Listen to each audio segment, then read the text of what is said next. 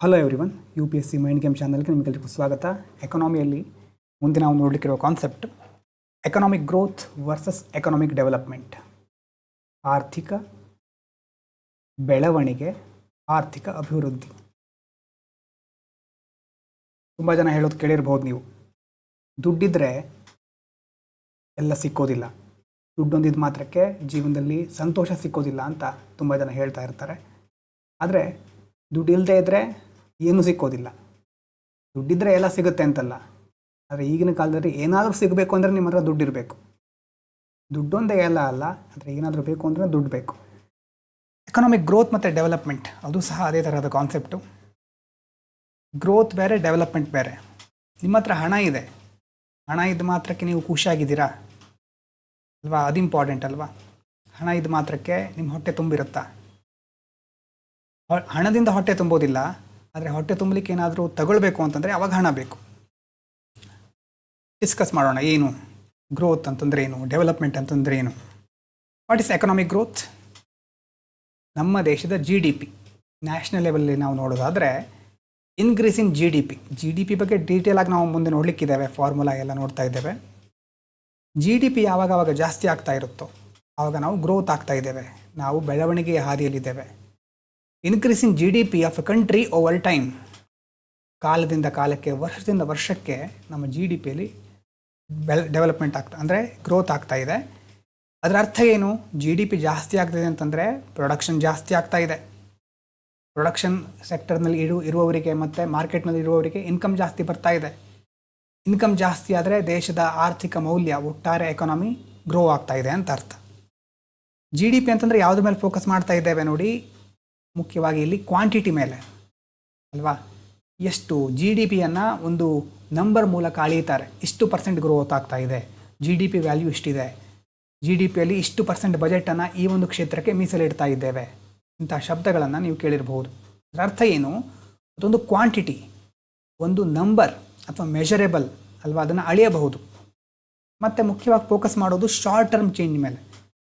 ಸದ್ಯದ ಪರಿಸ್ಥಿತಿಯಲ್ಲಿ ನಮ್ಮ ಒಂದು ಸ್ಥಿತಿ ಯಾವ ಥರ ಇದೆ, ಈ ಗ್ರೋತನ್ನು GDPಯಿಂದ ಬೇಕಾದರೂ ಅಳಿತಾರೆ, GNP, ಪರ್ ಕ್ಯಾಪಿಟಲ್ ಇನ್ಕಮ್, ಹೀಗೆ ಬೇರೆ ಬೇರೆ ಒಂದು ಟೂಲ್ಗಳನ್ನು ಅಥವಾ ಒಂದು ನಂಬರ್ಗಳ ಮೂಲಕ ಮೆಷರ್ ಮಾಡ್ತಾರೆ. ಜಾಸ್ತಿ ಇದು ಮುಖ್ಯ ಆಗೋದು ಡೆವಲಪ್ಡ್ ಕಂಟ್ರೀಸ್ಗಳಿಗೆ. ಅವರು ಆಲ್ರೆಡಿ ಎಲ್ಲ ಕ್ಷೇತ್ರಗಳಲ್ಲೂ ಡೆವಲಪ್ ಆಗಿದ್ದಾರೆ, ಆಗ GDP ಮೇಲೆ ಫೋಕಸ್ ಮಾಡ್ತಾ ಇರ್ತಾರೆ. ಅವರಲ್ಲೇ ಕಾಂಪಿಟೇಷನ್ ಇರುತ್ತೆ, ಅಂದರೆ ಜಾಸ್ತಿ ಫ್ಯಾಕ್ಟ್ರೀಸ್ಗಳಿರ್ಬೋದು, ಜಾಸ್ತಿ ಪ್ರೊಡಕ್ಷನ್ ಆಗುತ್ತೆ, ಕಾರ್ ಜಾಸ್ತಿ ಸೋಲ್ಡ್ ಆಗುತ್ತೆ, ಅವಾಗ ಗ್ರೋತ್ ಆಗ್ತಾ ಇದೆ. ಹೀಗೆ ನಂಬರ್ ಮೂಲಕ ನಮ್ಮ ಡೆವಲಪ್ಮೆಂಟ್ ಅಥವಾ ಗ್ರೋತನ್ನು ಕನ್ಸಿಡರ್ ಮಾಡೋದು. ಎಕನಾಮಿಕ್ ಗ್ರೋತ್ ಅಂತಂದ್ರೆ ಏನು? ಗ್ರೋತ್ ಅಂತಂದರೆ ನಾವು ಮುಖ್ಯವಾಗಿ ಫೋಕಸ್ ಮಾಡ್ತಾ ಇರೋದು ನಂಬರ್ ಮೇಲೆ ಅಥವಾ ಕ್ವಾಂಟಿಟಿ ಮೇಲೆ. ಕ್ವಾಂಟಿಟಿ ಅಂತಂದರೆ ಇಲ್ಲಿ ಯಾವುದ್ರ ಮೂಲಕ ಅಳಿತಾ ಇದ್ದೀವಿ? GDP ಇರ್ಬೋದು, GNP ಇರ್ಬೋದು, ಪರ್ ಕ್ಯಾಪಿಟಲ್ ಇನ್ಕಮ್ ಇರ್ಬೋದು, ತಲಾ ಆದಾಯ. ಹಾಗಾಗಿ ಜಾಸ್ತಿ ಮುಖ್ಯ ಆಗೋದು ಡೆವಲಪ್ಡ್ ಕಂಟ್ರೀಸ್ಗಳಿಗೆ. ಆದರೆ ಗ್ರೋತ್ ಬೇರೆ, ಡೆವಲಪ್ಮೆಂಟ್ ಬೇರೆ. ನಿಮ್ಮ ಬೆಳವಣಿಗೆ ಬೇರೆ, ನಿಮ್ಮ ಅಭಿವೃದ್ಧಿ ಬೇರೆ ಅಲ್ವಾ? ಡೆವಲಪ್ಮೆಂಟ್ ಅಂತಂದ್ರೆ ಏನು? Improvement in people's quality of life. ನಿಮ್ಮ ಹತ್ರ ಪ್ರತಿ ತಿಂಗಳು ಬರುವಂಥ ಒಂದು ಸ್ಯಾಲ್ರಿ, ನಿಮಗೆ ಸ್ಯಾಲ್ರಿ ಮೊದಲು 10,000 ಬರ್ತಾ ಇತ್ತು, ಈಗ ಅದು 40,000 ಆಗಿದೆ. 10K ಇಂದ 40K ಆಗಿದೆ. ಸ್ಯಾಲ್ರಿಯಲ್ಲಿ ಜಾಸ್ತಿ ಆಗ್ತಾ ಇದೆ, ಆದರೆ ನೀವು ಇನ್ನೂ ಸಹ ಅದೇ ಹಳೆ ಮನೆಯಲ್ಲಿದ್ದೀರಿ. ಎಷ್ಟೋ ಅಗತ್ಯ ವಸ್ತುಗಳು ನಿಮ್ಮ ಹತ್ರ ಇಲ್ಲ. ಲೈಫ್ ಕ್ವಾಲಿಟಿ ಹೇಗಿದೆ? ಹಾಗೇ ಇದೆ, ಸ್ಟ್ಯಾಗ್ನೆಂಟ್ ಆಗಿದೆ ಅಲ್ವಾ? ಲೈಫ್ ಕ್ವಾಲಿಟಿಯಲ್ಲಿ ಇಂಪ್ರೂವ್ಮೆಂಟ್ ಆಗಿಲ್ಲ ಅಂತಂದರೆ ಅದು ಜಸ್ಟ್ ಗ್ರೋತ್ ಆಗಿದೆ ಅಂತ ಮಾತ್ರ, ಅಭಿವೃದ್ಧಿ ಆಗ್ತಾ ಇಲ್ಲ, ಅಭಿವೃದ್ಧಿ ಹಾಗೇ ಇದ್ಬಿಟ್ಟಿದೆ. So development means improvement in people's quality of life. ನಿಮ್ಮ ಜೀವನದ ಒಂದು ಗುಣಮಟ್ಟ ಸುಧಾರಿಸಬೇಕು, ನಿಮ್ಮ ಓವರ್ ಆಲ್ ವೆಲ್ ಬೀಯಿಂಗ್. ಸ್ಟಾರ್ಟಿಂಗಲ್ಲಿ ಎಕನಾಮಿಕ್ ವೆಲ್ ಬೀಯಿಂಗ್ ಅಂತ ಒಂದು ಕಾನ್ಸೆಪ್ಟ್ ಬಗ್ಗೆ ಡಿಸ್ಕಸ್ ಮಾಡಿದ್ದೆ. ಎಲ್ಲ ತರಹದ ಸೋಷಿಯಲ್ ಆಗಿರ್ಬೋದು, ಫಿಸಿಕಲ್ ಆಗಿರ್ಬೋದು, ಎಲ್ಲ ರೀತಿಯ ಒಂದು ವೆಲ್ ಬೀಯಿಂಗನ್ನು ಕನ್ಸಿಡರ್ ಮಾಡ್ತಾರೆ. ಹಾಗಾದರೆ ನಿಮ್ಗೆ ಗೊತ್ತಾಗಿರಬಹುದು, ಇಲ್ಲಿ ಗ್ರೋತ್ ಆಗಲಿಕ್ಕೆ ಜಸ್ಟ್ ನಂಬರ್ ಇದ್ದರೆ ಸಾಕು, ಆದರೆ ಡೆವಲಪ್ಮೆಂಟ್ ಆಗಬೇಕು ಅಂತಂದರೆ ನಮಗೆ ಮೊದಲು ಹಣನೂ ಬೇಕು, ಹಣದ ಜೊತೆ ಸಂತೋಷನೂ ಇರಬೇಕು. ಆಗ್ತಾ ಇದೆಯಾ? ಇನ್ನೊಂದು ಸಾರಿ ಹೇಳ್ತೇನೆ ಬೇಕಿದ್ರೆ ನೋಡಿ. ಗ್ರೋತಲ್ಲಿ ನಾವೇ ನೋಡೋದು ಜಸ್ಟ್ ಕ್ವಾಂಟಿಟಿ ಮಾತ್ರ, ಆದರೆ ಡೆವಲಪ್ಮೆಂಟಲ್ಲಿ ಕ್ವಾಂಟಿಟಿ ಜೊತೆ ಕ್ವಾಲಿಟಿನೂ ಬೇಕು. ಡೆವಲಪ್ಮೆಂಟ್ ಅಂದರೆ ಅದರಲ್ಲಿ ಗ್ರೋತ್ ಇನ್ಕ್ಲೂಡ್ ಆಗಿರುತ್ತೆ ಆಲ್ರೆಡಿ. ಗ್ರೋತು ಆಗ್ತಾ ಇರಬೇಕು, ನಾವು ಅದರ ಜೊತೆ ಸಮಸ್ಯೆಗಳು ನಿವಾರಣೆ ಆಗ್ತಾ ಹೋಗಬೇಕು, ಪವರ್ಟಿ ರಿಡಕ್ಷನ್ ಆಗಬೇಕು, ಹೆಲ್ತ್ ಇಂಪ್ರೂವ್ಮೆಂಟ್ ಆಗಬೇಕು, ಒಳ್ಳೆ ಎಜುಕೇಷನ್ ಸಿಗಬೇಕು, ಎಲ್ಲ ಕಡೆ ಸಮಾನತೆಯ ವಾತಾವರಣ ಇರಬೇಕು. So development includes growth also, but with growth it also includes quality of life, education, equality and others factors. ಹಾಗಾಗಿ ಜಾಸ್ತಿ ನಾವು ಡೆವಲಪ್ಮೆಂಟಲ್ಲಿ ಫೋಕಸ್ ಮಾಡೋದು ಯಾವುದ್ರ ಮೇಲೆ ಅಂತಂದರೆ ಕ್ವಾಲಿಟಿ ಮೇಲೆ. ಜಸ್ಟ್ ಕ್ವಾಂಟಿಟಿ ಇದ್ದರೆ ಸಾಕಾಗೋದಿಲ್ಲ, ಕ್ವಾಂಟಿಟಿ ಜೊತೆ ಮುಖ್ಯವಾಗಿ ಕ್ವಾಲಿಟಿ ಇರಬೇಕು. ಮತ್ತು ಒಂದು 2 ವರ್ಷ ಸ್ಯಾಲ್ರಿ ಬರುತ್ತೆ, ನಮ್ಮ ಇನ್ಕಮ್ ಇಂಪ್ರೂವ್ ಆಗ್ತಾ ಇದೆ, 2 ವರ್ಷ ಚೆನ್ನಾಗಿ ಹೆಲ್ದಿಯಾಗಿದ್ದೀವಿ ಅಂದರೆ ಸಾಕಾ? ಅದು ಜಸ್ಟ್ ಬೆಳವಣಿಗೆ ಅಂತ ಹೇಳಬಹುದು, ಅಭಿವೃದ್ಧಿ ಆಗೋದಿಲ್ಲ. ಅದು ಅಭಿವೃದ್ಧಿ ಅಂತಂದರೆ ಲಾಂಗ್ ಟರ್ಮ್ ಕಂಟಿನ್ಯೂಸ್ ಪ್ರೊಸೆಸ್, ನಿರಂತರವಾದ ಬೆಳವಣಿಗೆ ಆಗಿ ನೆಕ್ಸ್ಟು ನಾವು ಅಭಿವೃದ್ಧಿ ಹಂತಕ್ಕೆ ಹೋಗ್ತೇವೆ. ಬೆಳವಣಿಗೆ ಆಗ್ತಾ ಇರುತ್ತೆ, ಅದರ ಜೊತೆ ಎಲ್ಲ ಫ್ಯಾಕ್ಟರ್ಗಳು ಸಹ ಇನ್ಕ್ಲೂಡ್ ಆಗಿ ತುಂಬ ದೀರ್ಘಕಾಲದಲ್ಲಿ ಅದು ಆದರೆ ಮುಖ್ಯವಾಗಿ ನಾವು ಎಕನಾಮಿಕ್ ಡೆವಲಪ್ಮೆಂಟ್ ಅಂತ ಕರಿತೇವೆ. ಇದನ್ನು ನೋಡಿ, ಇಲ್ಲಿ ಬರೋದು ನೋಡಿ, ಇಂಡೆಕ್ಸ್ MPI ಫುಲ್ ಫಾರ್ಮ್ ಎಲ್ಲ ಮುಂದೆ ಡಿಸ್ಕಸ್ ಮಾಡ್ತೇವೆ. Human development index, GDI, GII, gender ಬಗ್ಗಿರೋದು, ಮತ್ತು ಮಲ್ಟಿ ಡೈಮೆನ್ಷನಲ್ ಪವರ್ಟಿ ಇಂಡೆಕ್ಸು, ಹೀಗೆ ಬೇರೆ ಬೇರೆ ಇಂಡೆಕ್ಸ್ನ ಮೂಲಕ ಇದನ್ನು ಅಳಿತಾರೆ. ಜಾಸ್ತಿ ಇದು ಮುಖ್ಯ ಆಗಿರೋದು ಡೆವಲಪಿಂಗ್ ಕಂಟ್ರೀಸ್ಗಳಿಗೆ. ಆಗ್ತಾ ಇದೆಯಾ? ಎಕನಾಮಿಕ್ ಗ್ರೋತು ಯಾರಿಗೆ ಮುಖ್ಯ? ಡೆವಲಪ್ಡ್ ಕಂಟ್ರೀಸ್ಗಳಿಗೆ. ಯಾಕಂದರೆ ಅವರು ಬೇರೆ ಎಲ್ಲ ಕ್ಷೇತ್ರಗಳಲ್ಲಿ ಮುಂದುವರೆದಿದ್ದಾರೆ ಆಲ್ರೆಡಿ. ಅಲ್ಲಿರುವಂಥ ಸಮಾಜದಲ್ಲಿ ಸಮಾನತೆ ಇದೆ, ಹೆಲ್ತು, ಎಜುಕೇಷನ್ನು, ಬೇಸಿಕ್ ನೀಡ್ಸ್ಗಳೆಲ್ಲ ಫುಲ್ಫಿಲ್ ಆಗಿರುತ್ತೆ ಡೆವಲಪ್ಡ್ ಕಂಟ್ರೀಸ್ಗಳಲ್ಲಿ. ಈಗ ಅವ್ರ ಗುರಿ ಏನು? ಎಕನಾಮಿಕಲಿ ಗ್ರೋ ಆಗೋದು ಅಷ್ಟೇ. ಅಂದರೆ ಡೆವಲಪಿಂಗ್ ಕಂಟ್ರೀಸ್ಗಳು ಬೇಸಿಕ್ ನೆಸೆಸಿಟಿಗೆ ಸಂಬಂಧಪಟ್ಟ ಹಾಗೆ ಹಿಂದುಳಿದ್ಬಿಟ್ಟಿದೆ. ಆಗ ಜಸ್ಟ್ ನಾವು ಮೊದಲು ಫೋಕಸ್ ಮಾಡೋದು ಡೆವಲಪ್ಮೆಂಟು, ಅದ್ರ ಜೊತೆ ಗ್ರೋತ್, ಎರಡರ ಮೇಲೆ ಫೋಕಸ್ ಮಾಡಬೇಕಾಗತ್ತೆ. So when income increases and ಪವರ್ಟಿ reduces and education improves, development ಅಲ್ವಾ? ಮೊದಲೇ ಹೇಳಿದ್ನಲ್ವಾ, ದುಡ್ಡಿದ್ರೆ ಸಾಕಾಗೋದಿಲ್ಲ, ಹಾಗಂತ ದುಡ್ಡು ಇಲ್ಲದೇನೂ ಆಗೋದಿಲ್ಲ. ಫಸ್ಟು ಇನ್ಕಮ್ ಇನ್ಕ್ರೀಸ್ ಆಗಬೇಕು, ಎಕನಾಮಿಕ್ ಗ್ರೋತ್ ಆಗ್ತಾ ಇದೆ, ಅದರ ಜೊತೆ ಪವರ್ಟಿ ರೆಡ್ಯೂಸ್ ಆಗಬೇಕು, ಎಜುಕೇಷನ್ ಸಹ ಇಂಪ್ರೂವ್ ಆಗಬೇಕು. ಇದೆಲ್ಲ ಇದ್ದಾಗ ಮಾತ್ರ ಡೆವಲಪ್ಮೆಂಟ್. ಕೋರ್ ಡಿಫ್ರೆನ್ಸ್ ನೋಡಿ, ಕೋರ್ ಐಡಿಯಾ ಏನು? ಗ್ರೋತಲ್ಲಿ ಜಾಸ್ತಿ ಹಣ ಇರಬೇಕು, ಆದರೆ ಡೆವಲಪ್ಮೆಂಟ್ ಅಂತಂದರೆ ಬೆಟರ್ ಲೈಫ್, ಸುಧಾರಿತ ಜೀವನ ಇರಬೇಕು, ಒಳ್ಳೆಯ ಗುಣಮಟ್ಟದ ಜೀವನವನ್ನು ನಾವು ಹೊಂದಬೇಕು. ಗ್ರೋತ್ ಯಾವ್ದ ಮೇಲೆ ಫೋಕಸ್ ಮಾಡುತ್ತೆ? ಕ್ವಾಂಟಿಟಿ, ಔಟ್ಪುಟ್ ಅಥವಾ ಇನ್ಕಮ್. ನಮ್ಮ ಇನ್ಕಮ್ ಎಷ್ಟು ಜಾಸ್ತಿ ಆಗ್ತಾ ಇದೆ ಅಥವಾ ಔಟ್ಪುಟ್ ಯಾವ ಥರ ಜಾಸ್ತಿ ಆಗ್ತಾ ಇದೆ ಪ್ರೊಡಕ್ಷನ್ನಲ್ಲಿ, ಅನ್ನೋದ್ರ ಮೇಲೆ ಫೋಕಸ್ ಮಾಡೋದು, ಅಥವಾ ಕ್ವಾಂಟಿಟಿ ಮೇಲೆ ಫೋಕಸ್ ಮಾಡೋದು ಗ್ರೋತು. ಡೆವಲಪ್ಮೆಂಟ್ ಅಂತಂದರೆ ಕ್ವಾಂಟಿಟಿ ಪ್ಲಸ್ ಕ್ವಾಲಿಟಿ. ಅರ್ಥ ಆಗ್ತಾ ಇದೆಯಾ? ಅಂತಂದರೆ ಕ್ವಾಂಟಿಟಿನೂ ಬೇಕು, ಅದ್ರ ಜೊತೆ ಕ್ವಾಲಿಟಿನೂ ಬೇಕು. ಸ್ಟ್ರಕ್ಚರಲ್ ಚೇಂಜು, ವೆಲ್ಫೇರು, ಇದ್ರ ಮೇಲೆ ನಾವು ಮುಖ್ಯವಾಗಿ ಡೆವಲಪ್ಮೆಂಟಲ್ಲಿ ಫೋಕಸ್ ಮಾಡ್ತೇವೆ. ಇನ್ನು ಟೈಮು, ಗ್ರೋತ್ ಅನ್ನೋದು ಶಾರ್ಟ್ ಟರ್ಮ್, ಆದರೆ ಡೆವಲಪ್ಮೆಂಟ್ ಅನ್ನೋದು ಲಾಂಗ್ ಟರ್ಮು. ಗ್ರೋತನ್ನು GDP, GNP, per capital income ಮುಂತಾದವುಗಳ ಮೂಲಕ ಅಳಿತೇವೆ. ಡೆವಲಪ್ಮೆಂಟನ್ನು HDI, GII, MPI ಇದ್ರ ಮೂಲಕ ಅಳಿತೇವೆ. ರಿಲೇಷನ್ಶಿಪ್ ನೋಡಿ, ಗ್ರೋತ್ ಅನ್ನೋದು ಒಂದು prerequisite for development. Prerequisite ಅಂತಂದರೆ ಮೊದಲು ಗ್ರೋತ್ ಬೇಕು, ಅವಶ್ಯಕತೆಯಲ್ಲಿ ಮೊದಲು ನಾವು ಒಂದು ಮೆಟ್ಲು ಹತ್ತಾ ಇದ್ದೀವಿ ಅಂತಂದರೆ ಗ್ರೋತ್ ಅನ್ನೋದು ಮೊದಲನೇ ಮೆಟ್ಲು. ಈ ಗ್ರೋತ್ ಅನ್ನುವಂಥ ಮೆಟ್ಲನ್ನು ಹತ್ತೇ ಮುಂದೆ ಡೆವಲಪ್ಮೆಂಟಿಗೆ ಹೋಗ್ಲಿಕ್ಕಾಗೋದು. ಹಾಗಾಗಿ ಡೆವಲಪ್ಮೆಂಟ್ ಅನ್ನೋದು ಗ್ರೋತು ಸಹ ಬೇಕು, ಮತ್ತು ಪಾಲಿಸಿಯಲ್ಲಿ ಚೇಂಜಸ್ ಇದು ಸಹ ಬೇಕಾಗುತ್ತೆ. ಜಸ್ಟ್ ಗ್ರೋತ್ ಆಗ್ತಾ ಇದ್ದರೆ ಸಾಕಾಗೋದಿಲ್ಲ, ಸರ್ಕಾರ ಇರಬಹುದು ಅಥವಾ ನಮ್ಮ ಸಿಸ್ಟಮ್ನಲ್ಲಿ ಆಗುವಂಥ ಬದಲಾವಣೆಗಳು ಎಲ್ಲದರಿಂದ ಡೆವಲಪ್ಮೆಂಟ್ ಆಗೋದು. ಹಾಗಾಗಿ ಇದು ನೆನ್ಪಿಟ್ಕೊಳ್ಳಿ, economic growth is necessary but not sufficient for economic development. Growth ಅನ್ನೋದು ನೆಸಸರಿ, ಬೇಕೇ ಬೇಕು, ಆದರೆ ಅದು ಸಫಿಷಿಯೆಂಟ್ ಅಲ್ಲ. ಡೆವಲಪ್ಮೆಂಟ್ ಆಗಲಿಕ್ಕೆ ಗ್ರೋತ್ ಜೊತೆ ಉಳಿದ ಫ್ಯಾಕ್ಟರ್ಗಳು ಬೇಕಾಗುತ್ತೆ. ಹಾಗಾದರೆ ಎಕನಾಮಿಕ್ ಡೆವಲಪ್ಮೆಂಟನ್ನು ಯಾವ್ಯಾವ ಫ್ಯಾಕ್ಟರ್ಗಳು ಇನ್ಫ್ಲುಯೆನ್ಸ್ ಮಾಡುತ್ತೆ? ಒಂದು ದೇಶ ಇದೆ ಅಂತಂದರೆ, ನಮ್ಮ ದೇಶ ಇದೆ ಅಂತಂದರೆ, ಈಗ ನಮ್ಮ ದೇಶದಲ್ಲಿರೋ ಬೇರೆ ಬೇರೆ ಫ್ಯಾಕ್ಟರ್ಗಳನ್ನು ನೋಡ್ತಾ ಹೋಗಿ. ಈ ಥರ ಒಂದು ಕನ್ಸಿಡರ್ ಮಾಡಿ ಇಂಡಿಯಾದ ಮ್ಯಾಪು. ಫಸ್ಟು ಎಕನಾಮಿಕ್ ಫ್ಯಾಕ್ಟರ್ನ ನೋಡ್ತಾ ಹೋದರೆ ನ್ಯಾಚುರಲ್ ರಿಸೋರ್ಸಸ್. ನ್ಯಾಚುರಲ್ ರಿಸೋರ್ಸ್ ಅಂತಂದರೆ ನಮ್ಮ ದೇಶದಲ್ಲಿ ಬೇರೆ ಬೇರೆ ಕಡೆ ಅದು ಎನ್ವೈರ್ಮೆಂಟಲ್ ಆಗಿರಬಹುದು, ಅಂತಂದರೆ ಎಲ್ಲೆಲ್ಲಿ ಗಣಿಗಾರಿಕೆ, ಛೋಟಾನಾಗ್ಪುರ್ ರೀಜನ್ ಅಂತ ನೀವು ಕೇಳಿರಬಹುದು. ಮತ್ತು ಅದಾದಮೇಲೆ ಕೆಳಗಡೆ ಕರಾವಳಿ ಪ್ರದೇಶಗಳು, ಮೀನುಗಾರಿಕೆಗೆ ಸಂಬಂಧಪಟ್ಟ ಹಾಗೆ ನ್ಯಾಚುರಲ್ ಆಗಿ ನಮಗೇನು ರಿಸೋರ್ಸ್ ಸಿಗ್ತಾ ಹೋಗುತ್ತೋ ಅದು. ಮತ್ತು ಕ್ಯಾಪಿಟಲ್ ಫಾರ್ಮೇಷನ್ ಅಥವಾ ಬಂಡವಾಳಕ್ಕೆ ಸಂಬಂಧಪಟ್ಟ ಹಾಗೆ ಬೇರೆಯವರು ಬಂದು ಯಾವ ಥರ ಹೂಡಿಕೆ ಮಾಡಲಿಕ್ಕೆ ಅವಕಾಶ ಇದೆ, ಸರ್ಕಾರದ ಪಾಲಿಸಿಗಳು ಯಾವ ಥರ ಇದೆ ಅನ್ನೋದು. ಮತ್ತು ಅಗ್ರಿಕಲ್ಚರಲ್ ಪ್ರೊಡಕ್ಟಿವಿಟಿ, ಕೃಷಿ ಕ್ಷೇತ್ರದ ಉತ್ಪಾದಕತೆ ಎಷ್ಟಿದೆ, ಯಾವ ಥರ ಆಗ್ತಾ ಇದೆ. ಮತ್ತು ಸ್ಟ್ರಕ್ಚರಲ್ ಚೇಂಜ್ ಅಂದರೆ ಇಡೀ ಸಿಸ್ಟಮ್ನಲ್ಲಿ ರಚನಾತ್ಮಕ ಬದಲಾವಣೆಗಳು ಯಾವ ಥರ ಆಗುತ್ತೆ. ಫಿನಾನ್ಷಿಯಲ್ ಸಿಸ್ಟಮ್, ನಮ್ಮ ದೇಶದ ಬಜೆಟ್ ಇರಬಹುದು, ಆ ಬಜೆಟ್ ಯಾವ ಥರ ಮುಂದಿನ ದಿನಗಳಲ್ಲಿ ಬದಲಾಗ್ತಾ ಇದೆ. ಎಲ್ಲ ಫ್ಯಾಕ್ಟರ್ಗಳು ಎಕನಾಮಿಕ್ ಫ್ಯಾಕ್ಟರ್ಗಳು. ಇದು ಎಕನಾಮಿಕ್ ಡೆವಲಪ್ಮೆಂಟನ್ನು ಇನ್ಫ್ಲುಯೆನ್ಸ್ ಮಾಡುತ್ತೆ. ಇನ್ನು ನಾನ್ ಎಕನಾಮಿಕ್ ಫ್ಯಾಕ್ಟರ್ಸ್ ಅಂತಂದರೆ ಮೊದಲನೇದು ಎಜುಕೇಷನ್, ಶಿಕ್ಷಣದ ಗುಣಮಟ್ಟ ಯಾವ ಥರ ಇದೆ, ಸ್ಕಿಲ್ಲು, ಎಲ್ರಿಗೂ ಕೌಶಲ್ಯ ಇದೆಯಾ. ಒಂದು ಟರ್ಮ್ ಬರುತ್ತೆ ಇಂಡಸ್ಟ್ರಿ ಅಕಾಡೆಮಿಯಾ ಗ್ಯಾಪ್ ಅಂತ ಹೇಳಿರ್ಬೋದು ನೀವು. ಇಂಡಸ್ಟ್ರಿ ಅಕಾಡೆಮಿಯಾ ಗ್ಯಾಪ್ ಅಂತಂದರೆ ನೀವು ಏನನ್ನ ಕಲ್ತಿರ್ತೀರೋ ಡಿಗ್ರಿ ಮುಗಿಯೋ ತನಕ ಅದ್ಯಾವುದು ಮುಂದೆ ಉಪಯೋಗನೇ ಆಗೋದಿಲ್ಲ. ಮತ್ತೆ ಬೇರೆ ಕಡೆ ಕೆಲಸ ಹುಡುಕಬೇಕಾದ್ರೆ ಅವರು ಸಪ್ರೇಟಾಗಿ ನಿಮ್ಗೊಂದು ಟ್ರೈನಿಂಗ್ ಕೊಡಬೇಕು. ಏನಿದು, ಇದೇನು ಸೂಚಿಸುತ್ತೆ? ಸ್ಕಿಲ್ ಡೆಫಿಸಿಟ್ ಅಲ್ವಾ, ಕೌಶಲ್ಯದ ಕೊರತೆ ಇದೆ, ಕೌಶಲ್ಯ ಇಲ್ಲ, ಹಾಗಾಗಿನೇ ಮತ್ತೆ ಟ್ರೈನಿಂಗ್ ಕೊಡುವಂಥ ಪರಿಸ್ಥಿತಿ ಬಂದಿದೆ. ಎಜುಕೇಷನ್ ಮಾತ್ರ ಅಲ್ಲ, ಸ್ಕಿಲ್ ಸಹ ಇರಬೇಕಾಗುತ್ತೆ. Health important, law and order, governance, ನಮ್ಮ ಕಾನೂನುಗಳು, ಎಥಿಕಲ್ ಮತ್ತು ಸೋಷಿಯಲ್ ವ್ಯಾಲ್ಯೂಸ್, ಇದೆಲ್ಲ ಇದ್ದಾಗ ಮಾತ್ರ ನಾನ್ ಎಕನಾಮಿಕ್ ಫ್ಯಾಕ್ಟರ್ಗಳು ಅದ್ರ ಜೊತೆ ಎಕನಾಮಿಕ್ ಫ್ಯಾಕ್ಟರ್ಗಳು ಎಲ್ಲ ಇದ್ದಾಗ ನಾವು ಡೆವಲಪ್ಮೆಂಟನ್ನು ಮಾಡ್ಬೋದು ಅಥವಾ ಅದರ ಅಭಿವೃದ್ಧಿಯನ್ನು ಸಾಧಿಸಬಹುದು. ಗ್ರೋತ್ ಮತ್ತು ಡೆವಲಪ್ಮೆಂಟಿಗೆ ಮುಖ್ಯವಾಗಿ ಏನು ಚಾಲೆಂಜಸ್ ಇದೆ ಹಾಗಾದರೆ?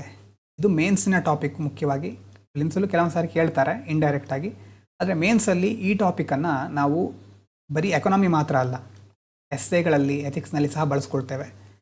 ನೋಡಿ, ಚಾಲೆಂಜಸ್ ಏನು? ಹ್ಯೂಜ್ ಪಾಪ್ಯುಲೇಷನ್ ಬರ್ಡನ್ ಅಲ್ವಾ, ಜನಸಂಖ್ಯೆ ಮಾತ್ರ ಮುಗಿಲು ಮುಟ್ತಾ ಇದೆ.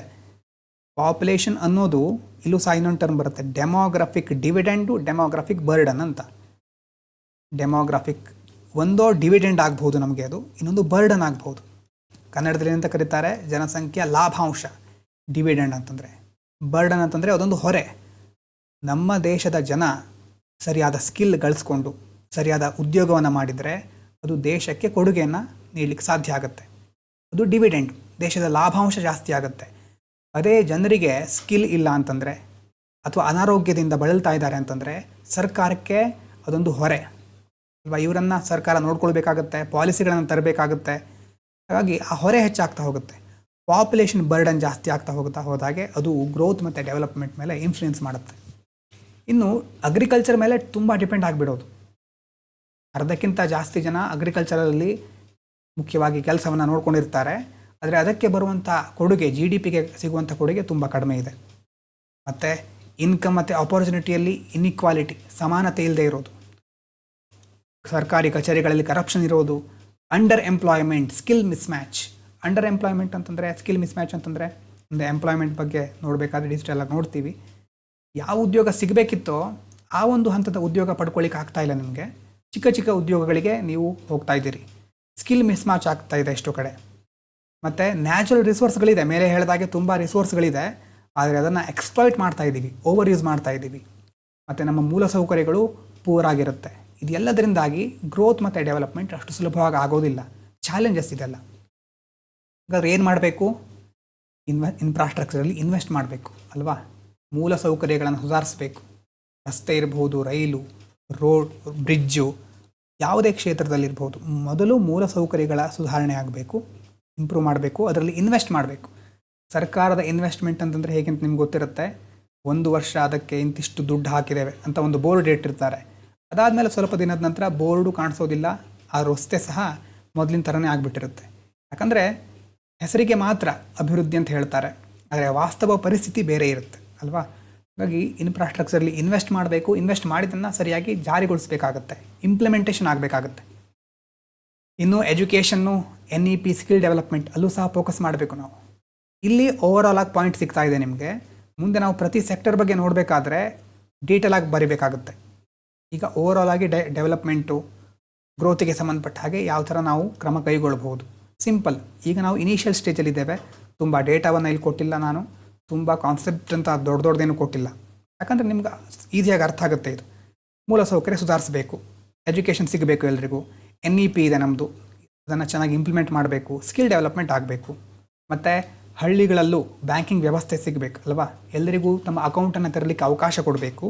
ಮಹಿಳೆಯರಿಗೆ ಸಹ, ಅದರಲ್ಲೂ ಮುಖ್ಯವಾಗಿ ಫಿನಾನ್ಷಿಯಲ್ ಇಂಡಿಪೆಂಡೆನ್ಸ್, ಆರ್ಥಿಕ ಸ್ವಾತಂತ್ರ್ಯವನ್ನು ಪಡ್ಕೊಳ್ಳಿಕ್ಕೆ ಅವಕಾಶ ಮಾಡಿಕೊಡಬೇಕು. ಹೆಲ್ತ್ ಕೇರ್ ಇರಬಹುದು, ವೆಲ್ಫೇರ್ ಸ್ಕೀಮ್ಗಳಿರಬಹುದು, ಅದನ್ನು ಇಂಪ್ರೂವ್ ಮಾಡೋದು.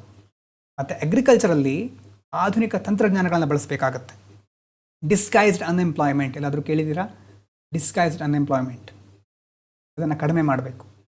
ಅಗ್ರಿಕಲ್ಚರಲ್ಲಿ ಒಂದು ಭೂಮಿ ಇರುತ್ತೆ, ಭೂಮಿಗೆ ಆ್ಯಕ್ಚುಲಿ ಬೇಕಾಗಿರೋದು, ಅವಶ್ಯಕ ಇರೋದು 2 ಜನ, ಆದರೆ ಮನೇಲಿರೋ ಮಕ್ಕಳೆಲ್ಲ 5-6 ಜನ ಅದರಲ್ಲಿ ಕೆಲಸ ಮಾಡ್ತಿರ್ತಾರೆ. ಅಂದರೆ ನಿಜವಾಗ್ಲೂ ಅವಶ್ಯಕ ಇರುವುದಕ್ಕಿಂತ ಜಾಸ್ತಿ ಜನ ಅಲ್ಲಿ ಕೆಲಸ ಮಾಡ್ತಿದ್ದಾರೆ. ಇವರ ಒಂದು ಎಫರ್ಟ್ ಬೇಕಾಗಿರಲಿಲ್ಲ, ವೇಸ್ಟ್ ಆಗ್ತಾ ಇದೆ. ಅದೊಂದು ಪ್ರಾಬ್ಲಮ್ ಇದೆ. ಇನ್ನು ಡಿಜಿಟಲೈಸೇಷನ್ ಟು ರೆಡ್ಯೂಸ್ ಕರಪ್ಷನ್ ಕಡಿಮೆ ಮಾಡಬೇಕು ಅಂತಂದರೆ ಜಾಸ್ತಿ ನಾವು ಡಿಜಿಟಲೈಸೇಷನ್ ಕಡೆ, ಈ ಗವರ್ನೆನ್ಸ್ ಕಡೆ ಮುಖ ಮಾಡಬೇಕಾಗತ್ತೆ.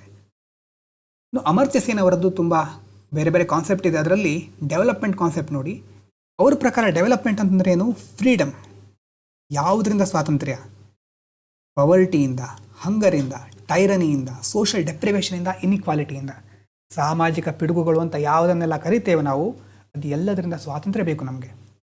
ಹಾಗೆ ಡೆವಲಪ್ಮೆಂಟ್ ಆಗಿದ್ದೇವೆ ಅಂತಂದರೆ, ಅಥವಾ ನಾವು ಅಭಿವೃದ್ಧಿಗೊಂಡಿದ್ದೇವೆ, ಅಭಿವೃದ್ಧಿಯನ್ನು ಸಾಧಿಸಿದ್ದೇವೆ ಅಂತಂದರೆ ಏನು ಅದರ ಅರ್ಥ? ನಮಗೆ ಎಲ್ಲ ಥರದ ಫ್ರೀಡಮ್ ಇದೆ. ಬಡತನದಿಂದ ನಾವು ಹೊರಗಡೆ ಬಂದಿದ್ದೇವೆ. ಹಸಿವಿನ ಸಮಸ್ಯೆ ಇಲ್ಲ ಈಗ ನಮ್ಮ ಹತ್ರ. ಅದು ಯಾವುದನ್ನು ಎದುರಿಸ್ತಾ ಇಲ್ಲ. ಟೈರನಿ, ಡೆಸ್ಪಾಟಿಕ್ ರೂಲ್ ಅಂತಂದರೆ ಕ್ರೂರವಾದ ಆಡಳಿತ, ಅದು ಸಹ ಇರಬಾರ್ದು. ಸೋಷಿಯಲ್ ಆಗಿ ನಾವು ಯಾವುದರಿಂದ ಡಿಪ್ರೈವ್ ಆಗಬಾರ್ದು.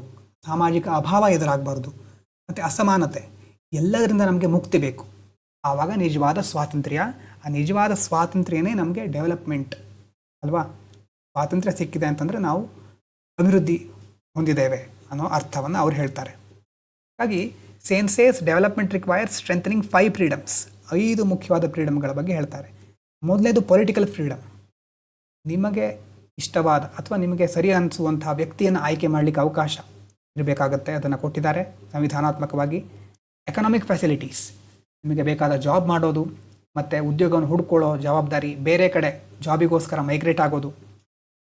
ಸೋಷಿಯಲ್ ಆಪರ್ಚುನಿಟಿ ಅಲ್ವಾ? ಯಾರೂ ನಿಮ್ಮನ್ನು ಕಾಸ್ಟ್ ಬೇಸಿಸ್ ಮೇಲೆ ಸರ್ಕಾರಿ ಹುದ್ದೆಗಳಲ್ಲಿ ತಾರತಮ್ಯ ಮಾಡೋ ಹಾಗಿಲ್ಲ.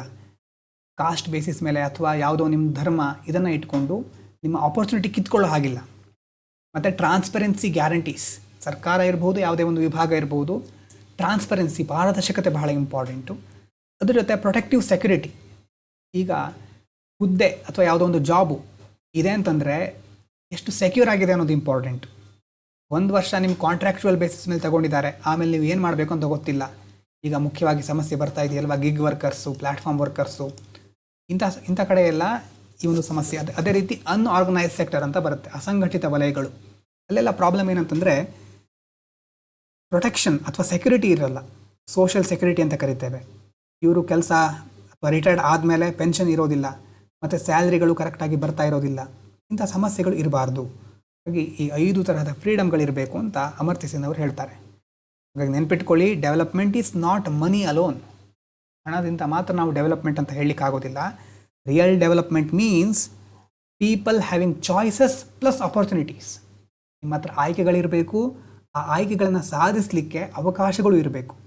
ಚಾಯ್ಸ್ ಮತ್ತು ಆಪರ್ಚುನಿಟಿ ಎರಡೂ ಇದ್ದಾಗ ಅದು ಡೆವಲಪ್ಮೆಂಟ್. ಇನ್ನೊಂದು ಅಂಡರ್ ಡೆವಲಪ್ಡ್ ಅಂತಂದ್ರೆ ಏನು? Low per capita income.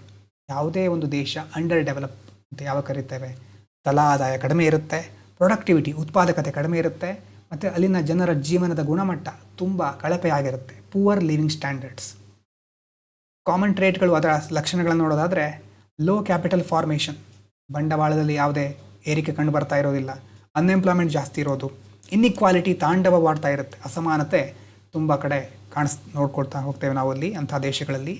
Human capital ಅಲ್ವಾ, ಮಾನವ ಬಂಡವಾಳ ಅಂತ ಏನು ಹೇಳ್ತೀವಿ, ಅಥವಾ ಮಾನವ ಸಂಪನ್ಮೂಲ ಇರಬಹುದು, ಅದನ್ನು ಸರಿಯಾಗಿ ಯುಟಿಲೈಸ್ ಮಾಡ್ಕೊಳ್ತಾ ಇರೋದಿಲ್ಲ. ಜಾಸ್ತಿ ಅಗ್ರಿಕಲ್ಚರ್ ಮೇಲೆ ಡಿಪೆಂಡ್ ಆಗಿರ್ತಾರೆ. ರಘುರಾಮ್ ರಾಜನ್ ಕಮಿಟಿ 2013 ಏನು ಮಾಡುತ್ತೆ? ಕಾಂಪೋಸಿಟ್ ಡೆವಲಪ್ಮೆಂಟ್ ಇಂಡೆಕ್ಸ್ ಅಂತ ಇಂಟ್ರೊಡ್ಯೂಸ್ ಮಾಡುತ್ತೆ. ಅದರಲ್ಲಿ 10 ಇಂಡಿಕೇಟರ್ಗಳನ್ನು ಮೆನ್ಷನ್ ಮಾಡ್ತಾರೆ.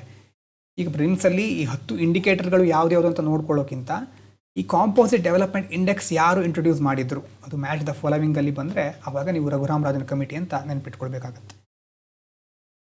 ಇದು ಅಂಡರ್ ಡೆವಲಪ್ಮೆಂಟ್. ಇನ್ನು inclusive growth versus economic growth. ಸಮಾಜದಲ್ಲಿ ಎಕನಾಮಿಕ್ ಗ್ರೋತ್ ಇದೆ, ಆರ್ಥಿಕ ಬೆಳವಣಿಗೆಯನ್ನು ನೋಡ್ತಾ ಇದ್ದೇವೆ. ಆದರೆ ಬೆಳೀತಾ ಇರೋರು ಯಾರು? ಕೆಲವು ವ್ಯಕ್ತಿಗಳು, ಕೆಲವು ಸಂಸ್ಥೆಗಳು, ಅಥವಾ ಸರ್ಕಾರದ ಅಧಿಕಾರ ಪಡ್ಕೊಂಡಿರೋರು, ಪೊಲಿಟಿಷಿಯನ್ಸ್ ಅಲ್ವಾ. ಬೆನಿಫಿಟ್ಸು ಕೆಲವರು ಮಾತ್ರ ಪಡ್ಕೊಳ್ತಾ ಇದ್ದಾರೆ. ಇನ್ಕ್ಲೂಸಿವ್ ಗ್ರೋತ್ ಅಂತಂದರೆ ಎಲ್ಲರನ್ನು ಒಳಗೊಂಡಿರಬೇಕು. ಬೆನಿಫಿಟ್ಗಳಿರಬಹುದು. ಆ ಒಂದು ಸಮಸ್ಯೆಯಲ್ಲಿ ಯಾರೂ ಸಹ ಅಂತಂದರೆ ಯಾರಿಗೂ ಜಾಸ್ತಿ ಸಮಸ್ಯೆ ಆಗಬಾರ್ದು, ಕೆಲವರು ಮಾತ್ರ ಎಲ್ಲವನ್ನು ಕಂಟ್ರೋಲ್ ಮಾಡ್ತಾ ಇರಬಾರ್ದು. So growth must reach everyone. ಏನಿದ್ರ ಅರ್ಥ? ಒಂದು ಸಂಸ್ಥೆ ಇದೆ, ಸಂಸ್ಥೆಯಲ್ಲಿ ಸಿ ಇ ಒಗಳಿರ್ತಾರೆ, ಸಿ ಎಫ್ ಒಗಳಿರ್ತಾರೆ, ಈ ಥರ ಮೇಲಧಿಕಾರಿಗಳಿರ್ತಾರೆ. ನಾವು ನಮ್ಮ ಭಾಷೆಯಲ್ಲಿ ಹೇಳೋದಾದ್ರೆ ಮೇಲೆ ಜಾಸ್ತಿ ದೊಡ್ಡ ಪೊಸಿಷನಲ್ಲಿ ಇರೋರು ಇರ್ತಾರೆ. ಕೆಳಗಡೆ ಕಾಮನ್ ಎಂಪ್ಲಾಯೀಸ್ ಅಲ್ವಾ, ಸಾಮಾನ್ಯ ನೌಕರರು ಇರ್ತಾರೆ. ಈಗ ಈ ಕಂಪ್ನಿ ಏನು ಮಾಡುತ್ತೆ? ಇವರಿಗೆಲ್ಲ ಕೆಲಸ ಕೊಡುತ್ತೆ, ಕೆಲಸ ಕೊಟ್ಟು ದುಡಿಸ್ಕೊಂಡು ಅದರಿಂದ ಪ್ರಾಫಿಟ್ ಬರುತ್ತೆ. ಪ್ರಾಫಿಟನ್ನು ಹೆಚ್ಚು ಶೇರ್ ಪಡ್ಕೊಳ್ಳೋರು ಯಾರು? ಪ್ರಾಫಿಟ್ ಇದು C E O, C F O ಮತ್ತು ಆ ಒಂದು ಬೋರ್ಡ್ ಮೆಂಬರ್ಸ್. ಅವರು ಬೆನಿಫಿಟನ್ನು ಜಾಸ್ತಿ ಪಡ್ಕೊಳ್ತಾ ಇರೋರು ಈ ಮೇಲ್ಗಡೆ ಕೂತ್ಕೊಂಡಿದ್ದಾರಲ್ವ, ಅಥವಾ ಮೇಲಿನ ಸ್ಥಾನವನ್ನು ಹೊಂದಿದಾರಲ್ವ ಅವರು. ಈ ಕೆಳಗಡೆ ನಿಜವಾಗ್ಲೂ ಅದಕ್ಕೋಸ್ಕರ ದುಡ್ದವರಿಗೆ ಆ ಬೆನಿಫಿಟ್ ಸರಿಯಾಗಿ ಸಿಗ್ತಾ ಇಲ್ಲ. ಇನ್ಕ್ಲೂಸಿವ್ ಗ್ರೋತ್ ಅಂತಂದರೆ ಪ್ರಾಫಿಟ್ ಇರ್ಬೋದು, ಬೆನಿಫಿಟ್ ಇರ್ಬೋದು, ಅದು ಎಲ್ರಿಗೂ ಸಮಾನವಾಗಿ ಹಂಚಿಕೆ ಆಗಬೇಕು. ಆ ಗ್ರೋತಿನ benefit it must reach everyone. That is known as inclusive growth. ಎಲ್ಲರನ್ನ ಒಳಗೊಂಡಂತಹ ಬೆಳವಣಿಗೆ, ಅಂದರೆ ಸಮಗ್ರ ಬೆಳವಣಿಗೆ ಸಹ ಹೇಳ್ಬೋದು. ಸೇಲಿಯಂಟ್ ಫೀಚರ್ಸ್ ಅಂತಂದರೆ ಈ ಥರ ಆದಾಗ ಏನಾಗುತ್ತೆ? ಇನ್ಕಮ್ ಇನ್ಇಕ್ವಾಲಿಟಿ ಕಡಿಮೆ ಆಗುತ್ತೆ ಅಲ್ವಾ. ಇನ್ನು ದೇಶದಲ್ಲಿ ನೋಡಿದರೆ, ಭೌಗೋಳಿಕವಾಗಿ ನೋಡಿದರೆ, ಕೆಲವು ರಾಜ್ಯಗಳು, ಅದರಲ್ಲಿ ಸದರ್ನ್ ಸ್ಟೇಟ್ಗಳು ಇತ್ತೀಚೆಗೆ ಜಾಸ್ತಿ ಮುಂದುವರೆದಿವೆ ಅಂತ ಹೇಳ್ತಾ ಇರ್ತಾರೆ ನ್ಯೂಸ್ ಪೇಪರ್ನಲ್ಲಿ. ಯಾಕಂತಂದರೆ ತುಂಬ ಕಡೆಯಿಂದ ಬಂಡವಾಳ ಇಲ್ಲಿ ಕರ್ನಾಟಕ, ಹೈದರಾಬಾದು, ಚೆನ್ನೈಯಲ್ಲಿ ಮತ್ತು ಕೆಳಗಿನ ರಾಜ್ಯಗಳಿಗೆ ಹರಿದು ಬರ್ತಾ ಇದೆ. ರೀಜ್ನಲ್ ಇನ್ಇಕ್ವಾಲಿಟಿ ಅಂತಂದರೆ ಕೆಲವು ಪ್ರದೇಶ ಮಾತ್ರ ಮುಂದುವರಿತಾ ಇದೆ, ಕೆಲವು ಪ್ರದೇಶಗಳು ಹಾಗೆ ಹಿಂದುಳಿದಿವೆ. ಹಾಗಾಗಿ ನಾವೇನು ಮಾಡಬೇಕು? ಎಲ್ಲ ಕಡೆ ಎಲ್ಲ ಸಂಪನ್ಮೂಲಗಳಿರ್ಬೋದು, ಜಾಬ್ ಕ್ರಿಯೇಷನ್ ಇರ್ಬೋದು, ಅದನ್ನು ಸಮಾನವಾಗಿ ಹಂಚಿಕೆ ಮಾಡಬೇಕು. ಆವಾಗ ಸಮಗ್ರ ಬೆಳವಣಿಗೆ ಸಾಧ್ಯ, ಇನ್ಕ್ಲೂಸಿವ್ ಗ್ರೋತ್ ಸಾಧ್ಯ. ಮತ್ತು balanced growth in all sectors. ನೋಡಿ ಯಾವ್ಯಾವ ಥರ ಇದೆ ಇನ್ಇಕ್ವಾಲಿಟಿ. ನೋಡಿ ಕಾಣಿಸ್ತಾ ಇದೆ, ಕೆಳಗಡೆ ಬರೀತಾನೆ ಸ್ವಲ್ಪ. ಇನ್ಇಕ್ವಾಲಿಟಿ ಅಥವಾ ವೇರಿಯೇಷನ್ಸು ಎಲ್ಲೆಲ್ಲಿ? ಮುಖ್ಯವಾಗಿ ಇನ್ಕಮ್ನಲ್ಲಿ ಎಲ್ರಿಗೂ ಸಮಾನವಾಗಿ ಅವರು ಮಾಡುವಂಥ ಕೆಲಸಕ್ಕೆ ಸಿಗಬೇಕು. ಅದಾದಮೇಲೆ ದೇಶದ ಮಟ್ಟದಲ್ಲಿ ರೀಜ್ನಲ್ಲು ಅಲ್ವಾ, ಪ್ರಾದೇಶಿಕವಾಗಿ. ಆದಮೇಲೆ ಬೇರೆ ಬೇರೆ ಸೆಕ್ಟರ್ಗಳಿರುತ್ತೆ. ಸರ್ಕಾರ ಬಜೆಟನ್ನು ಮಂಡಿಸಬೇಕಾದ್ರೆ ಡಿಫೆನ್ಸಿಗೆ ಮಾತ್ರ ಕಂಪ್ಲೀಟಾಗಿ ಮುಕ್ಕಾಲು ಭಾಗ ಬಜೆಟನ್ನು ಕೊಟ್ಬಿಟ್ರೆ ಆಗುತ್ತಾ? ಅಲ್ಲೇ ಜಾಸ್ತಿ ಬಜೆಟ್ ಕೊಟ್ಬಿಟ್ರೆ ಬೇರೆ ಸೆಕ್ಟರಿಗೆ ಏನು ಮಾಡೋದು? ಹಾಗಾಗಿ we need balanced growth in all sectors. ಎಲ್ಲ ಸೆಕ್ಟರ್ಗಳಲ್ಲೂ ಗ್ರೋತ್ ಬ್ಯಾಲೆನ್ಸ್ಡ್ ಆಗಿರಬೇಕು. ಐಡಿಯಾ ಏನು ಹಾಗಂತಂದರೆ, ಅದರ ಜೊತೆ ಇನ್ನೊಂದಿದೆ, ರೆಡ್ಯೂಸಿಂಗ್ ಪವರ್ಟಿ ಫಾಸ್ಟರ್. ಇಕ್ವಾಲಿಟಿ ಮತ್ತು ಇಕ್ವಿಟಿ ಅನ್ನೋ ಕಾನ್ಸೆಪ್ಟ್ ಕೇಳಿರ್ಬೋದು ನೀವು. ನಾವು ಪಾಲಿಟಿಯಲ್ಲಿ ಡಿಸ್ಕಸ್ ಮಾಡಿದ್ದೀವಿ ಇಕ್ವಾಲಿಟಿ ಮತ್ತು ಇಕ್ವಿಟಿ ಅಲ್ವಾ. ಇಕ್ವಾಲಿಟಿ ಅಂತಂದರೆ ಎಲ್ಲರನ್ನ ಸಮಾನವಾಗಿ ಪರಿಗಣಿಸೋದು. ಇಕ್ವಿಟಿ ಅಂತಂದರೆ ಯಾರಿಗೆ ಯಾವ ಸೌಲಭ್ಯದ ಅವಶ್ಯಕತೆ ಇದೆಯೋ ಅದನ್ನು ಕೊಟ್ಟು ಅವರನ್ನು ಸಹ ಉಳಿದವರ ಜೊತೆ ಸಮಾನವಾಗಿ ತರೋದು ಮುಂದೆ. ಹಾಗಾಗಿ ಇಕ್ವಿಟಿ ಪ್ರಿನ್ಸಿಪಲನ್ನು ಫಾಲೋ ಮಾಡಬೇಕು, ಪವರ್ಟಿಯನ್ನು ಬೇಗ ನಾವು ರೆಡ್ಯೂಸ್ ಮಾಡಬೇಕು. ಹಾಗಾಗಿ growth should not benefit only rich, benefits must shared widely. ಬೆನಿಫಿಟ್ಗಳು ಎಲ್ಲ ಕಡೆ ಶೇರ್ ಆಗಬೇಕು. ಮತ್ತು ಆವಾಗ ನೋಡಿದ್ವಲ್ಲ, ಕೆಲವೊಂದು ಇಂಡೆಕ್ಸ್ಗಳಿದೆ.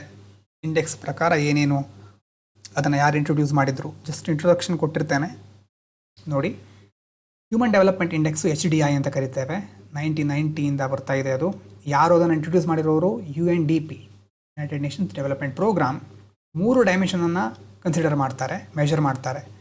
ಒಂದು ದೇಶದ long and healthy life expectancy ಎಷ್ಟಿದೆ, ಜೀವಿತಾವಧಿ ಎಷ್ಟಿದೆ, ಮತ್ತು knowledge, mean and expected years of schooling, ಎಷ್ಟು ವರ್ಷ ಸ್ಕೂಲಿಗೆ ಹೋಗ್ತಾ ಇರ್ತಾರೆ, ಎವ್ರೇಜ್ ಸ್ಕೂಲಿಂಗ್ ಒಂದು ವರ್ಷಗಳು ಎಷ್ಟಿದೆ. ಅದ್ರ ಜೊತೆ decent stand of living, GNI per capita ಅಂತ ಅಲ್ಲಿ ಬರುತ್ತೆ. ಈಗ ನೀವು ಮುಖ್ಯವಾಗಿ ನೆನಪಿಟ್ಕೊಳ್ಳೋದು ಏನಂತಂದರೆ, ಹ್ಯೂಮನ್ ಡೆವಲಪ್ಮೆಂಟ್ ಇಂಡೆಕ್ಸಲ್ಲಿ ಯಾವ 3 ಅಂಶಗಳಿರುತ್ತೆ ಅಂತ ನೋಡ್ಕೊಳ್ಳಿ. ಮತ್ತು ಬಿಡುಗಡೆ ಮಾಡೋರು ಯಾರು, ಇಷ್ಟನ್ನು ಸದ್ಯಕ್ಕೆ ಓದ್ಕೊಳ್ಳಿ. UNDP ಬಿಡುಗಡೆ ಮಾಡುತ್ತೆ, ಇಂಟ್ರೊಡ್ಯೂಸ್ ಮಾಡಿರೋದು. ಅದಾದಮೇಲೆ ಫೋಕಸ್ ಮಾಡೋದವರು ಯಾವುದ್ರ ಮೇಲೆ? ಒಂದು ಲೈಫ್ ಎಕ್ಸ್ಪೆಕ್ಟೆನ್ಸಿ ಮೇಲೆ, ನಾಲೆಜ್ ಮತ್ತು ಸ್ಟ್ಯಾಂಡರ್ಡ್ ಆಫ್ ಲಿವಿಂಗು. ಇಷ್ಟು 3 ವಿಷಯಗಳನ್ನು ನೋಡ್ತಾರೆ. ಮತ್ತು GNI ಇದೆಲ್ಲ ಮುಂದೆ ಡಿಸ್ಕಸ್ ಮಾಡಿದಾಗ ಗೊತ್ತಾಗ್ತಾ ಹೋಗುತ್ತೆ. HDI ರೇಂಜ್ ನೋಡಿ 0 to 1 ಅಂತಿರುತ್ತೆ. 0 to 1 ವೆರಿ ಹೈ. ಮುಖ್ಯವಾಗಿ 0.8ಗಿಂತ ಜಾಸ್ತಿ ಇದ್ದರೆ ಅದು ಒಳ್ಳೆ ರ್ಯಾಂಕಿಂಗು. ಹೈ ಅಂತಂದರೆ 0.7, 0.79. ಮೀಡಿಯಮ್ ಅಂತಂದರೆ 0.5ಇಂದ 0.6. ಅದಾದಮೇಲೆ ಲೋ ಅಂತಂದರೆ 0.5ಗಿಂತ ಕಡಿಮೆ. 0 ಅಂತಂದರೆ ಕಂಪ್ಲೀಟು. ಇಲ್ಲಿ ಏನು ನೋಡ್ತಾ ಇದ್ದೀವಿ ನೋಡಿ, ಕಂಪ್ಲೀಟಾಗಿ ತುಂಬ ಕಷ್ಟ ಇದೆ. 1 ಅಂತಂದರೆ ಬೆಸ್ಟ್. 0 ಅಂತಂದರೆ ಕರೆಕ್ಟಾಗಿ ನೋಡ್ಕೊಳ್ಳಿ. 0 ಅಂತಂದರೆ ಅದೇನು ಹೇಳುತ್ತೆ ಲೋವೆಸ್ಟ್ ಪಾಸಿಬಲ್ ಲೆವೆಲ್ ಅಂತ. 0 ಅಂತಂದರೆ lowest possible level of human development.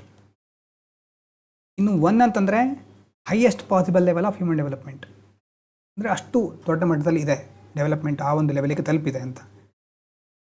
ಹೀಗಾಗಿ ಇದನ್ನು ರ್ಯಾಂಕ್ ಮಾಡಿರ್ತಾರೆ ಈ ಥರ. ಮತ್ತು ಅದರ ಜೊತೆ ಇನ್ಇಕ್ವಾಲಿಟಿ ಅಡ್ಜಸ್ಟ್ ಮಾಡಿರೋದಿದೆ.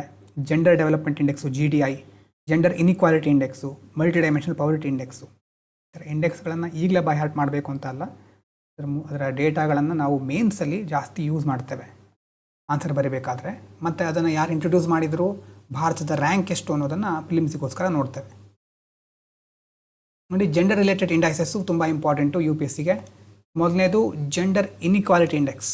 ಏನು ಮೆಷರ್ ಮಾಡುತ್ತೆ? Loss of achievement due to gender inequality. ಪುರುಷ ಸ್ತ್ರೀ ಅಲ್ವಾ? ಮುಖ್ಯವಾಗಿ ಒಂದು ಸ್ತ್ರೀ ಆಗಿರಬಹುದು ಅಥವಾ ಇತರೆ ಲಿಂಗಗಳು, ತೃತೀಯ ಲಿಂಗಿಗಳು ಅಂತ ಕರಿತೇವೆ, ಬರೋ ಸಮಸ್ಯೆ ಏನು? ರಿಪ್ರೊಡಕ್ಟಿವ್ ಹೆಲ್ತ್ಗೆ ಸಂಬಂಧಪಟ್ಟ ಸಮಸ್ಯೆ ಇದೆ. ಏನು? ಮಹಿಳೆಯರಿಗಾಗಿದ್ದರೆ, ಈಗ ಒಂದು ಕಡೆ ಜಾಬ್ ಮಾಡಬೇಕಾಗಿದ್ದರೆ ಅಲ್ಲಿ ಮದುವೆ ಆಗಿರುವಂಥ ಮಹಿಳೆಯರಿಗೆ ಜಾಬ್ ಕೊಡೋದು ಬಹಳ ಕಷ್ಟ ಅವರಿಗೆ, ಅಂದರೆ ಆ ಕಂಪ್ನಿಯವರಿಗೆ. ಯಾಕಂತಂದರೆ ಮ್ಯಾಟರ್ನಿಟಿ ಲೀವ್ ಅಂತ ಒಂದು ಪಾಲಿಸಿ ಬಗ್ಗೆ ನೋಡಿದ್ವಿ ನಾವು. ತಾಯಿ ಆಗಬೇಕಾದ್ರೆ ರಜೆ ಕೊಡಬೇಕಾಗುತ್ತೆ, ವಿತ್ ಪೇಮೆಂಟ್, ಸ್ಯಾಲ್ರಿ ಸಹಿತ ರಜೆ ಕೊಡಬೇಕಾಗತ್ತೆ. ಕಂಪ್ನಿಯವರಿಗೆ ಲಾಸ್ ಆಗುತ್ತೆ. ಹಾಗಾಗಿ ಅದನ್ನು ಸಹ ಕನ್ಸಿಡರ್ ಮಾಡ್ತಾರೆ. ಅಲ್ಲಿ ಜೆಂಡರ್ ಇನ್ಇಕ್ವಾಲಿಟಿ ಬಂತು. ಮತ್ತು ವಿಮೆನ್ ಎಂಪವರ್ಮೆಂಟಿನ ಪ್ರೋಗ್ರಾಮ್ಗಳು ಎಷ್ಟೋ ಸಾರಿ ಹಿಂದುಳ್ಕೊಂಡಿರುತ್ತೆ. ಲೇಬರ್ ಪಾರ್ಟಿಸಿಪೇಷನಲ್ಲೂ ಸಹ ಮಹಿಳೆಯರ ಒಂದು ಪ್ರಮಾಣ ಕಡಿಮೆ ಇದೆ. ಹಾಗಾಗಿ ಇದೆಲ್ಲದರಿಂದಾಗಿ ಜೆಂಡರ್ ಇನ್ಇಕ್ವಾಲಿಟಿಯಿಂದಾಗಿ ಮಹಿಳೆಯರು ಅಥವಾ ಬೇರೆ ತೃತೀಯ ಲಿಂಗಿಗಳು ಅಚೀವ್ ಮಾಡಲಿಕ್ಕೆ ಆಗ್ತಾ ಇಲ್ಲ. ಅದನ್ನು ಮೆಜರ್ ಮಾಡೋದು ಯಾವುದು? Gender inequality index. ಇನ್ನು ಜೆಂಡರ್ ಡೆವಲಪ್ಮೆಂಟ್ ಇಂಡೆಕ್ಸ್, ಇದು ನಾವು ಮೇಲ್ಗಡೆ ನೋಡಿದ್ವಲ್ವಾ, HDI ಹ್ಯೂಮನ್ ಡೆವಲಪ್ಮೆಂಟ್ ಇಂಡೆಕ್ಸಲ್ಲಿ. ಅದರಲ್ಲಿ ಫೀಮೇಲು ಮತ್ತು ಮೇಲ್ ರೇಷಿಯೋನ ಕನ್ಸಿಡರ್ ಮಾಡ್ತಾರೆ. Ratio of female HDI to male HDI ಅದನ್ನು ಕನ್ಸಿಡರ್ ಮಾಡಿದರೆ ಜೆಂಡರ್ ಡೆವಲಪ್ಮೆಂಟ್ ಇಂಡೆಕ್ಸ್ ಸಿಗುತ್ತೆ. ವರ್ಲ್ಡ್ ಹ್ಯಾಪಿನೆಸ್ ರಿಪೋರ್ಟ್, ಮುಖ್ಯವಾಗಿ ಇದನ್ನು ಪಬ್ಲಿಷ್ ಮಾಡೋದು UN sustainable development solution network ಅಂತ. ಸುಮಾರು 6 ವೇರಿಯೇಬಲ್ಸ್ ಇರುತ್ತೆ ಇಲ್ಲಿ. GDP per capita, social support, life expectancy, freedom, generosity, perception of ಕರಪ್ಷನ್ನು, ಇದು ಎಲ್ಲ ಒಂದು ಆಯಾಮಗಳನ್ನು ಇಟ್ಕೊಂಡು ವರ್ಲ್ಡ್ ಹ್ಯಾಪಿನೆಸ್ ರಿಪೋರ್ಟ್ ಬಿಡುಗಡೆ ಆಗುತ್ತೆ. ಆ್ಯನ್ಯುವಲಿ ಬಿಡುಗಡೆ ಆಗುತ್ತೆ. ಯಾವುದು ಬಿಡುಗಡೆ ಮಾಡೋದು?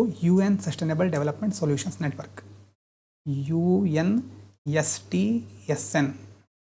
UN sustainable development solutions network, UNSTSN.